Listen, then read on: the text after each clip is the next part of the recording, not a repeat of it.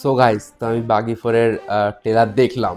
আমি সত্যি বুঝতে পারি না যে কি ভেবে এরা মুভি বানায়। মানে একটা সিকুয়েলের টাইটেল লাগিয়ে দেয় ওয়ার টুর মতো, মানে জাস্ট পয়সা কামানোর জন্যই এটা বানায়। কেন, এটা মানসিকতাটাই খারাপ এই ধরনের মুভি বানানোর। স্পষ্ট কথা বলছে, এই মানসিকতাই খারাপ। যাই বলুন না কেন, এটা কোন মানসিকতা থেকে বানানো হচ্ছে সেটা আমিও বুঝতে পারছি, তোমরাও বুঝতে পারছো। জাস্ট টাকা ছাপানোর জন্য, আর কিছু না। মানে মুভিটা কোনো কনভিকশন ছাড়াই দেখিয়েছে ট্রেলারটা।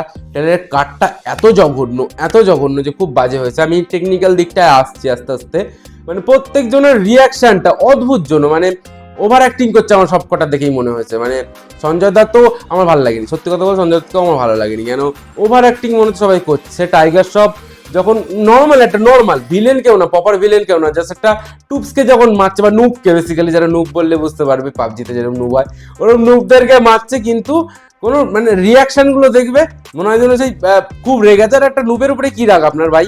মানে গল্প তো এটা নুবই রাখবে, কিন্তু যারা যারা দেখেছো হয়তো ট্রেলারটা বুঝতে পারছো আমার কথাটা। প্রথমের দিকে ট্রেলারটা বেশ আস্তে আস্তে এগোচ্ছিল, দেখতে ভালো লাগছিল, কিন্তু তারপর থেকে যে শুরু হলো, মানে 5-6 সেকেন্ডে যে ক্যাচ ক্যাচ ক্যাচ ক্যাচ করে যেটা দেখানো হলো, আমি বুঝতে পারছি না যে কেন এটা। আপনারা যদি এটা ভায়োলেন্ট সিনেমার ট্রেলারই কাটতে হয়, তো মানে কি বলবো, একটা পর্যায়ে অবধি আপনি দেখান। যদি বেশি কিছু যদি করে ফেলেন, তখন তো হাসি পাবে না অডিয়েন্সের। আর এটা দেখে সত্যি আমার হাসি পেয়েছে, আমার এক ফোঁটাও ভালো লাগেনি, বিশ্বাস করুন। আর আপনাদের এই মানসিকতার সাথে যদি এরকম ট্রেলার যদি বানান, তাহলে আমি বেসিক্যালি সাপোর্ট করবো না। কোনো রকম ভাবে আমি সব জিনিস সাপোর্ট করি না। কেন, যে যে যে জিনিসগুলো আপনারা দেখিয়েছেন, যে রক্ত চিটে চিটে যে লেখাগুলোর উপর আসছে, ওগুলোর দরকার ছিল না।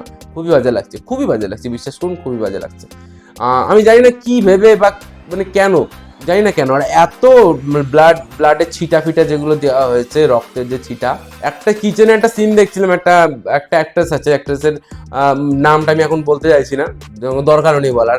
তা সে যখন ফাইটিংটা শেষ করলো, তখন তার মানে গ্র্যাভিটি উল্টো দিকে দেখবে রক্ত ছিটে যাচ্ছে। এটা বেসিক্যালি ইউটিউবে পাওয়া যায়। মানে ইউটিউবে একটা রক্তের গ্রিন স্ক্রিনের উপরে থাকে, যারা এডিটর তারা আমার কথা জানে, যে তারা হয়তো দেখেছে ওই জিনিসটা, যে সেটা একটা রক্তের একটা ছিটা আছে, সেটা সেটা স্কিনের উপর থেকে বেরিয়ে যায়। তো ওরা ওই গ্রিন স্ক্রিনের ওই যে ব্যাপারটা, গ্রিন স্ক্রিনের যে রক্তের ছিটাটা, সেটাকে ওরা পোর্ট্রেটে দিয়ে দিয়েছে। রেটারই পোর্ট্রেটে দিয়ে জাস্ট ব্লেন্ড করে দিয়েছে, মানে গ্রিন স্ক্রিনটাকে উড়িয়ে দিয়েছে। এছাড়া আর কিছু করেনি। তো আমি মানসিকতা বুঝতে পারছি আপনাদের এই মুভিটা বানানোর পেছনে।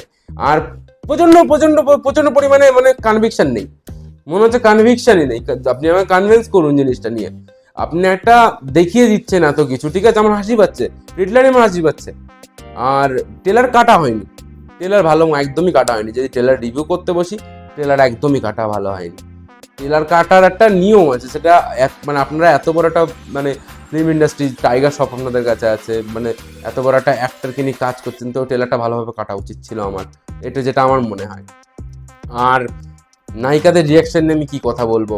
একটা সাদা গ্রাউন্ড পরে একটা নায়িকা, মানে জাস্ট জাস্ট দু হাত দিয়ে একটা মানুষকে চাকু দিয়ে জাস্ট ছিটকে ফেলে দিল, তারপরে তার লুকটা আমার হাসি পেয়েছিল গাইস।